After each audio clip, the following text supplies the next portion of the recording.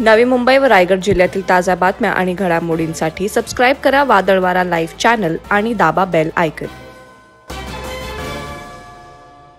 पुण्यातील गँगस्टर शरद मोहोळ हत्या प्रकरणात रोज नव्या अपडेट समोर येत आहेत।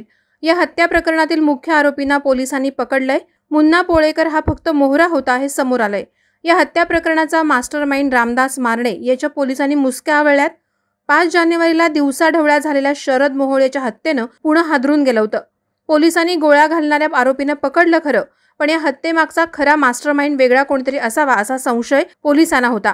पोलिसांनी अखेर मुख्य मास्टरमाइंडला पकडलं असून शरद मोहोळच्या हत्येचा कट रचण्यात रामदास मारणे उर्फ वाघ्या आणि गुंड विठ्ठल शेलारची मुख्य भूमिका असल्याचं समजतंय।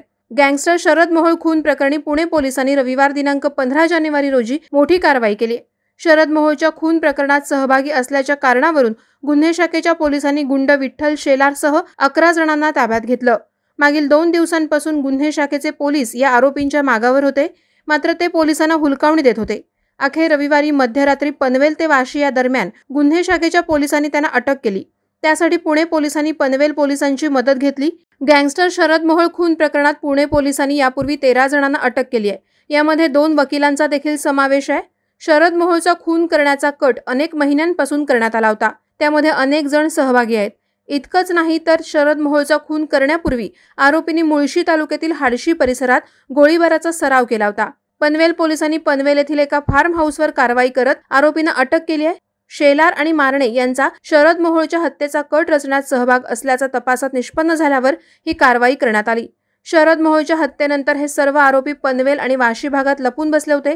पुणे पोलिसांच्या गुन्हे शाखेनं रात्री लपलेल्या ठिकाणी छापा टाकला। यावेळी पनवेल पोलिसांची मदत घेण्यात आली।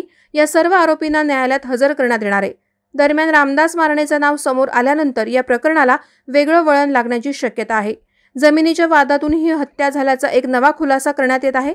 याबाबत पोलीस सक्रिय कारवाई करत असून लवकरच या हत्येचा छडा लागणार आहे। वादळवारा लाईव्हसाठी न्यूज ब्युरो पनवेल। नवी मुंबई व रायगड जिल्ह्यातील ताज्या बातम्या आणि घडामोडींसाठी सबस्क्राइब करा वादळवारा लाईव्ह चॅनल आणि दाबा बेल आयकॉन।